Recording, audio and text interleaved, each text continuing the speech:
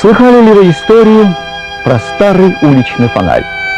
Она не то чтобы очень занятна, но послушать ее разок не помешает. Так вот, жил-был этакий почтенный старый уличный фонарь. Он честно прослужил много-много лет и, наконец, должен был выйти в отставку. Последний вечер он висел на своем столбе, освещая улицу, и на душе у него было, как у старой балерины, которая в последний раз выступает на сцене, зная, что на завтра будет забыта всеми в своей каморке. Завтра тревожило старого служаку. Возможно, меня еще пошлют освещать какой-нибудь мост или отправят в провинцию на какую-нибудь фабрику, или просто сдадут в переплавку. И из меня может получиться все, что угодно. Можно привести аналогию с людьми. Вот этот старый фонарь, он как бы доживает свой век. И точно так же можно представить себе человека, который уже в пожилом возрасте, и он просто чувствует свое бессилие, и то, что он уже не может работать так, как он работал. Единственная отрада — это именно вера. Вера в Бога — это церковь. Это не значит, что если человек уже пожилой, то он уже все, он уже как бы никому не нужен, совершенно должны о нем все забыть, и он о себе. То есть он живет, он точно так же живет, как и все. Вот, и он может гореть точно так же, как и молодые люди, и как свеча, то есть он может именно своей жизнью освещать все вокруг. Возраст никакого не имеет, я не сказал бы смысла. И таких фонарей у нас, если посмотреть, очень много, которые, хорошо, что этот еще светит фонарь, но у нас многие живут просто для того, чтобы жить на земле, не думая о будущем. А мы же здесь странники на этой земле, планете. И я сам, бывший военный, отвечу проще. Земля — это полигон для подготовки к той вечной жизни. И попробовать очистить себя или хорошо молодым. Но и неплохо, если в возрасте человек себя очистит от всякой скверны и от грехов. Когда человек теряет, вот как в этой сказке этот фонарь, потерял смысл жизни, то есть вот у него вот стержень тек вот так вот его, вот он горел, а потом он потух. И все для него это заканчивается. Но у нас также, в принципе, этот фонарь можно параллель провести не только со старым человеком, но и даже с молодым, у которых, как зачастую в нашем обществе, некоторые увлекаются наркотиками, спиртным, потому что теряют смысл жизни и не в старом возрасте, а в молодом. И они перестают видеть, а для чего это все, для чего я живу. И только, как бы говоря, с Богом мы обретаем этот смысл. Старый фонарь многое видел, на многое довелось ему пролить свет, и время от времени пламя его вспыхивало от таких примерно мыслей. Да, и обо мне кто-нибудь вспомнит, вот хотя бы тот красивый юноша. Много лет прошло с тех пор. Он подошел ко мне с письмом в руках. Письмо было на розовой бумаге с золотым обрезом и написано изящным женским почерком. Он прочел его дважды, поцеловал и поднял на меня сияющие глаза. «Я самый счастливый человек на свете», — говорили они. Да, только он да я знали, что написала в своем первом письме его любимая. Вспомнил он и другие глаза. По улице двигалась пышная похоронная процессия. На обитой бархатом повозке везли молодую, прекрасную женщину. Сколько было венков и цветов. А факелов горело столько, что они совсем затмили свет фонаря. Но когда факелы скрылись из виду, увидел он человека, который стоял у фонарного столба и плакал. Никогда мне не забыть взгляда его скорбных глаз, смотрящих на меня. Всегда в самые такие минуты особенные в жизни человека, по его глазам можно прочитать все то, что он чувствует как-то так. И, в общем-то, потом эти переживания, они всегда вспоминаются очень четко, как что-то важное и значительное в жизни. Вот, и не зря старый фонарь, боясь переплавки, вспомнил именно эти моменты жизни. Вот, радостные глаза человека влюбленного и страдающие глаза человека, потерявшего близкого себе человека. В скорби мы чувствуем Бога намного ближе, чем мы можем прочувствовать Его в радости. В радости мы как-то забываем о Боге и радуемся себе, и не думаем о том, что вот это Господь все для нас сделал и даровал нам эту радость. И очень редко, когда люди благодарят Господа Бога за то, что они чувствуют радость. А вот когда у человека случаются какие-либо скорби, горести, мы всегда вспоминаем Господа Бога и всегда просим о том, чтобы нам как-то облегчил эту боль, наши страдания. Но когда человек страдает, он обретает Бога. Тем ночь темней, тем ярче звезды, тем глубже скорбь, тем ближе Бог. Я, наверное, приведу слова митрополита Антония Сурожского, когда у него спросили о том, как вот стать христианином, как увидеть Бога. Он говорит о том, что вначале Бога надо увидеть в глазах другого человека. Если вот это произойдет, это богообщение, встреча с другим человеком религиозным, то как-то так по-другому совершенно начинаешь относиться вначале, относиться к религиозной традиции, потом как-то иногда незаметно для себя сам воцерковляешься. Если есть некоторое ожидание встречи со Христом, желание этой встречи, то оно не может не произойти. Вот, и произойдет оно обязательно в минуту, самую напряженную минуту религиозной жизни человека, в минуту самых глубоких переживаний религиозных человека, момент, когда открывается радость богообщения, встреча со Христом, она всегда помнится человеком. Вот, ну и, конечно же, помню и я вот эту радость, потому что пришел я в православие из другой традиции, из другой культуры, и пришел благодаря священнику, который показал мне вот эту вот удивительную радость встречи со Христом через молитву, через Евхаристию. Рассказал вот о том, что происходит в Евхаристии, когда тело Бога растворяется в нашем теле, когда кровь Бога растворяется в нашей крови, когда Господь находится внутри нас, освящая все наше естество. Человек испытывает особое внутреннее переживание в этот момент, какое-то состояние внутренней тишины, мира, радости, когда человек понимает, что все, что бы с ним ни происходило в жизни, оно все будет иметь смысл, и цель этого всего — это сочетание, соединение со Христом. И посети виноград сей утверди, его посади, десница твоя. Святый Боже, святый крепкий, святый бессмертный, помилуй нас.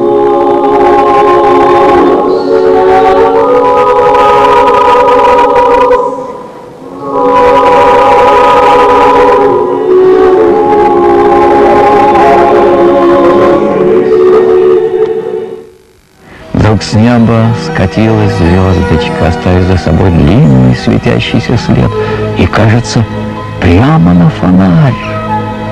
А старый фонарь вдруг вспыхнул особенно ярко. «Вот это чудесный подарок!» — сказал он. «Я всегда так любовался ясными звездами, их дивным светом. Сам я никогда не мог светить, как они, хотя стремился к этому всем сердцем. И вот они заметили меня, жалкий старый фонарь, и послали мне в подарок одну из своих сестриц.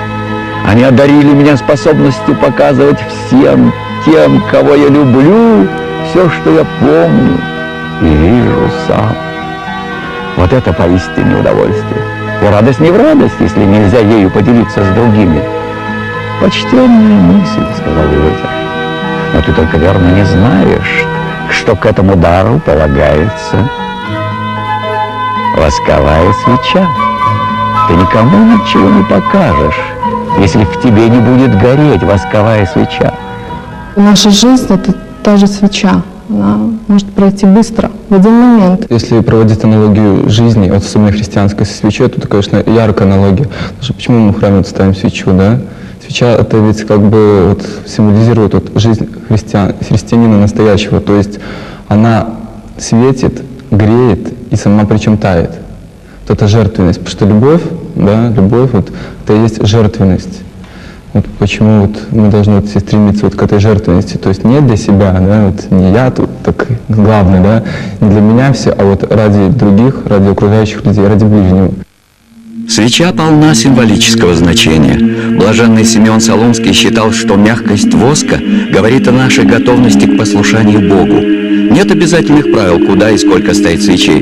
Их покупка – лишь малая жертва Богу, и большая свеча вовсе не благодатнее маленькой. Есть и праздник 15 февраля Сретения Господня, когда в церкви принято освещать свечи.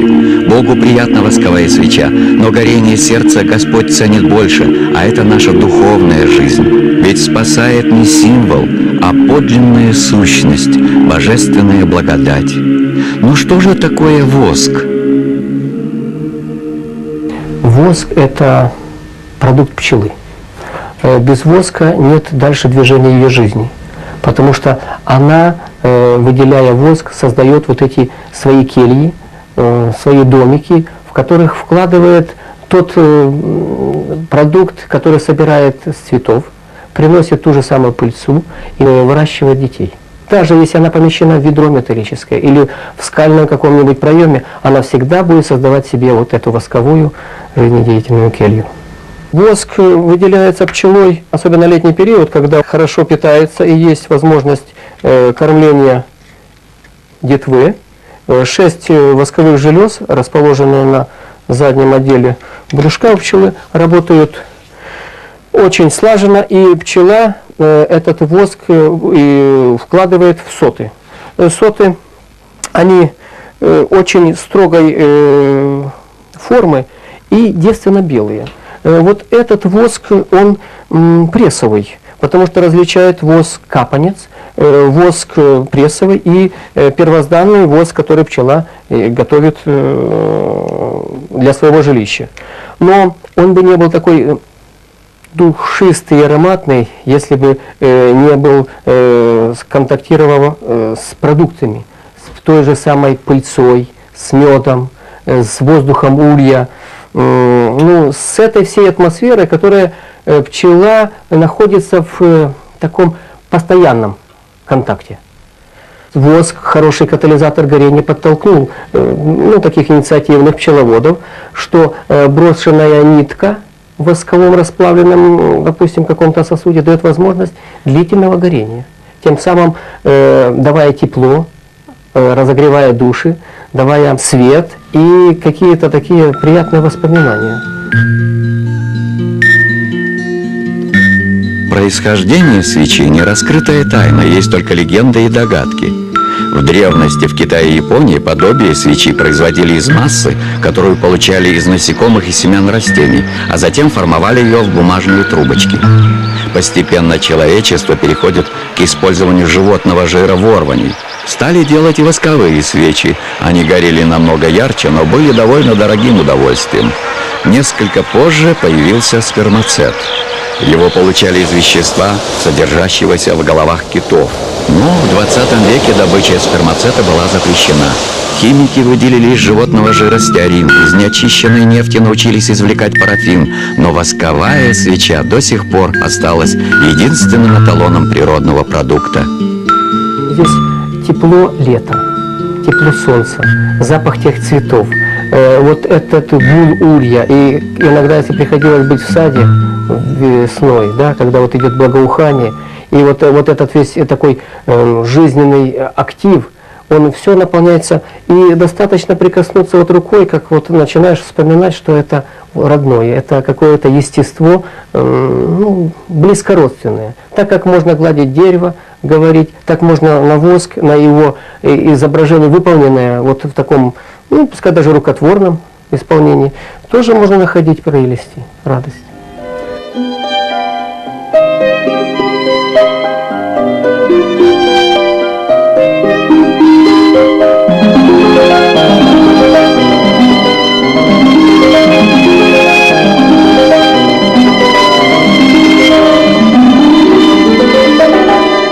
Вселенной тоже неравнодушны. Мы всегда ее как-то подымали, мы старались свой быт к ней подровнять, где-то подсмотреть ее быт, переложить на человеческий. Всегда пчела была символ трудолюбия. Если подойти к улью, такой весенне-летний, осенний период, всегда идет какое-то вроде бы хаотическое движение. Но это не так. Там всегда упорядоченный, строгий режим. Можно смотреть бесконечно, как на ручеек. На вылет пчелы из улья, опять ее возвращение. Одна пчела долго не живет. Есть единение, потому что есть своего рода феромоны, которые объединяют. Пчела, входя в улей, она обнюхивает свою, эту пчелу она впускает, или другую. То есть вроде бы как свой приход имеет своих прихожан. Бывает такое понятие блуждания пчел. Вот они маленькие вышли, и вот они не находят. Но молодых пчела принимает, семья. И принимает, допустим, пчел, которые с ношей. Потерялись во время грозы, во время большого ветра. Вот она присела на прилетную, и ее пускают. В улей пускают, чтобы она жила.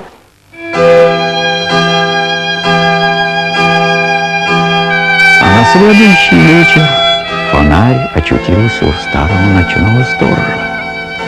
За свою долгую верную службу старик попросил у отцов города старый уличный фонарь. Те посмеялись над ним, но фонарь отдали. И вот теперь фонарь лежал в кресле возле теплой печки. Правда, жили старички в подвале, на несколько локтей под землей, зато в самой каморке было тепло и уютно. Старички были люди работящие, любознательные. Ни один час не пропадал у них зря. По воскресеньям на столе появлялась какая-нибудь книга, чаще всего описание путешествия. И старик читал вслух. Старушка слушала и приговаривала: «Воображаю, воображаю». А фонарю так хотелось, чтобы в нем горела восковая свеча. Тогда старушка, как и он сам, наяву увидала бы все. И высокие деревья, и невиданных птиц на ветвях, и благоухающие луга с удивительными цветами. Что проку в моих способностях, если нет восковой свечи, вздыхал фонарь. Мне хотелось бы как бы в продолжение, чтобы этот фонарь, который вот имеет такую душу, когда-нибудь повстречался бы с пчелой. Вот эта пчела, которая с ношей, с этими наполненными авоськами прилетела и поговорила бы с ним, потому что я тебе даю свечи. Я приношу, чтобы ты светил. Светил для людей, которые читают письма под моим фонарем, встречаются влюбленные. И цветут цветы, пчела, она всегда какая-то желтенькая, она всегда такая солнечная, она всегда какой-то маленький лучик. Так как вот и та свеча горящая, она тоже есть маленький лучик, но для всех.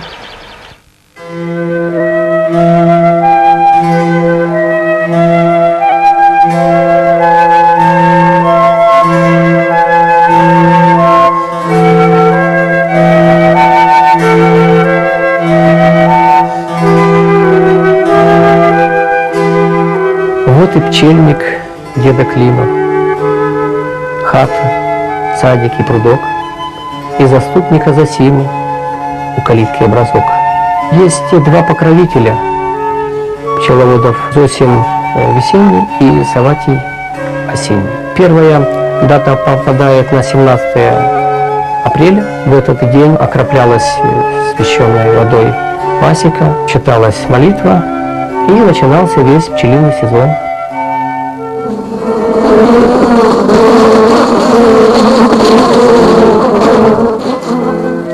А на осенний, это 10 октября, Саватия, пчелиный сезон закрывался.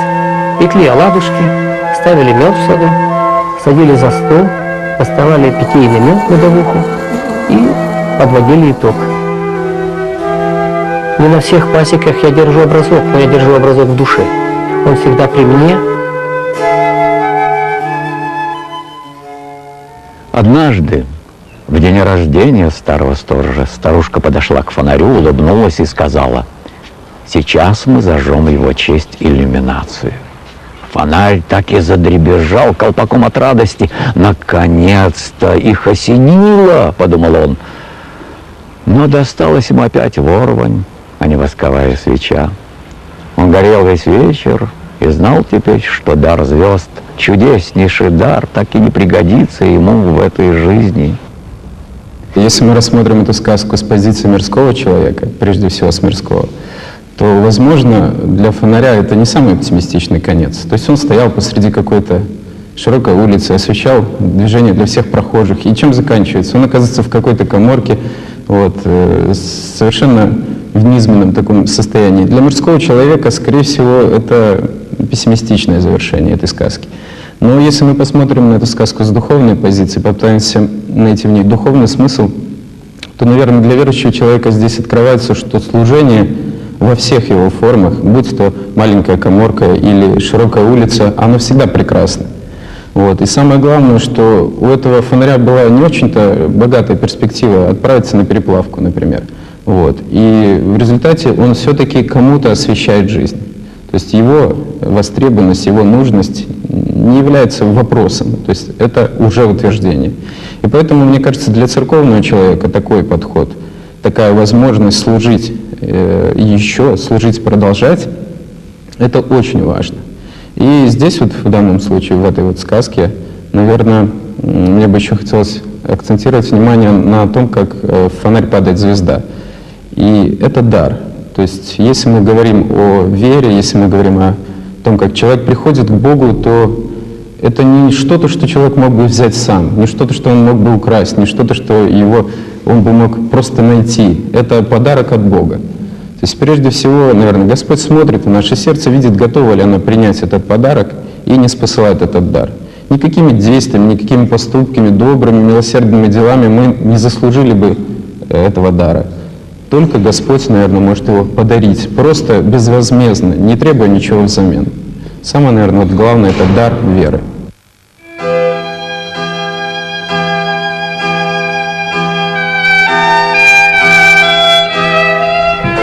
И пригрезилось фонарю, будто старики умерли, а сам он попал в плавильную печь и превратился в чудесный железный подсвечник в виде ангела с букетом в руке.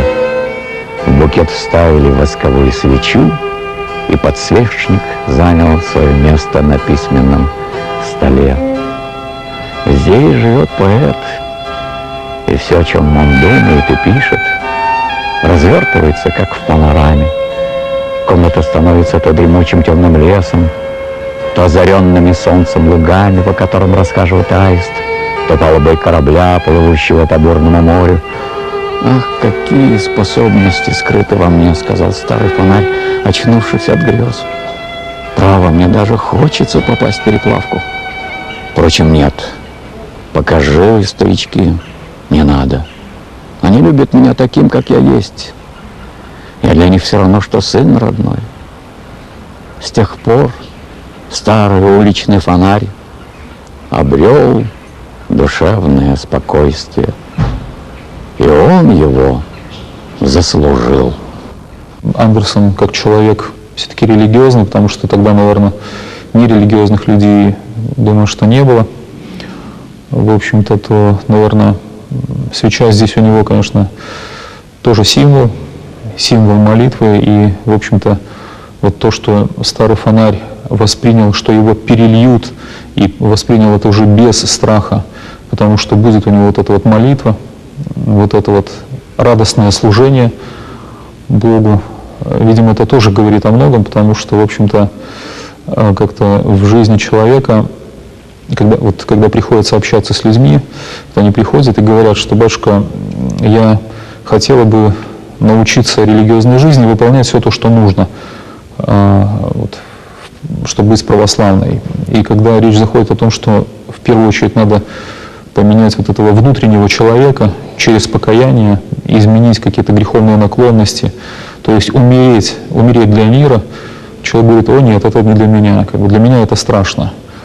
И тем не менее, когда вот эта смерть для мира происходит, когда человек рождается в новую жизнь, удивительную, полную, когда у него в руках появляется свеча молитвы, то он понимает, что не только ничего страшного в этом нет, но все то, что было до этого, оно было просто пустым, иногда бессмысленным.